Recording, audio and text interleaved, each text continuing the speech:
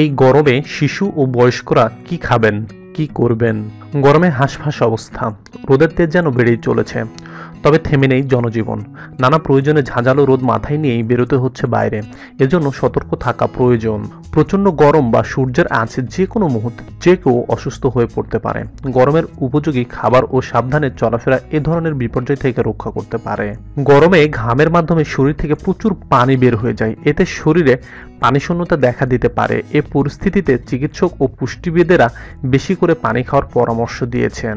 বিশেষজ্ঞদের মতে রোজ 3 লিটারের বেশি পানি খাওয়ার প্রয়োজন। সকাল থেকে রাত পর্যন্ত খাদ্য তালিকায় এমন সব খাবার থাকা দরকার যা পূরণ করবে পানির অভাব।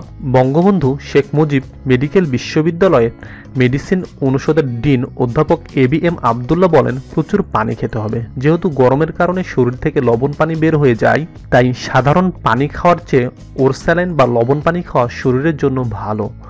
এছাড়া ডাব খাওয়া যেতে পারে।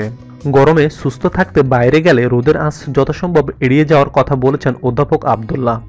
তিনি বলেন, প্রয়োজনে ক্যাপ বা ছাতা ব্যবহার করতে হবে। আর যাদের রোদে কাজ করতে হয় তাদের উচিত একটানা কাজ না করে কিছুক্ষণ পরপর ছায়ায় বিশ্রাম নেওয়া। গরমে বেড়েছে মৌসুমী শরবত ব্যবসায়ীদের ভিড়। নগরের বিভিন্ন স্থানে লেবুসহ নানা ফল পাকড় দিয়ে শরবত বানিয়ে বিক্রি করা হচ্ছে। এসব শরবতের স্বাস্থ্যমান ও পরিচ্ছন্নতা নিয়ে প্রশ্ন তুলে এগুলো পরিহার করার পরামর্শ দিয়েছেন ঢাকা বিশ্ববিদ্যালয়ের পুষ্টি ও খাদ্য বিজ্ঞান ইনস্টিটিউটের পরিচালক অধ্যাপক আলেয়া মাওলা। আলেয়া মাওলা বলেন, গরমে সুস্থ থাকতে হলে তৈলাক্ত খাবার এড়িয়ে চলতে হবে। গরুর মাংস যথাসম্ভব কম খেতে হবে। মাছ, শাকসবজি, ভর্তা ও ভাজি এসব খাবার স্বাস্থ্যের জন্য ভালো। দেশীয় ফল বেশি খেতে হবে, এতে শরীরের পুষ্টি চাহিদা পূরণ হবে।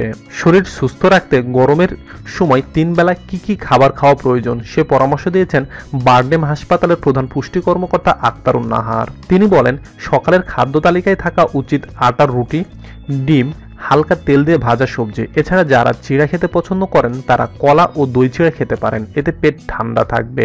দুপুরে খিচুড়ি ও পোলাও জাতীয় খাবার না খেয়ে সাদা ভাত খাওয়া উত্তম। সঙ্গে পাতলা ডাল, ঝোল দিয়ে রান্না করা মাছ, টক দই দিয়ে সালাদ, শাকসবজি থাকতে পারে। কেউ চাইলে রুচি আনার জন্য যে কোনো একটি চাটনি খাদ্য তালিকায় রাখতে পারেন।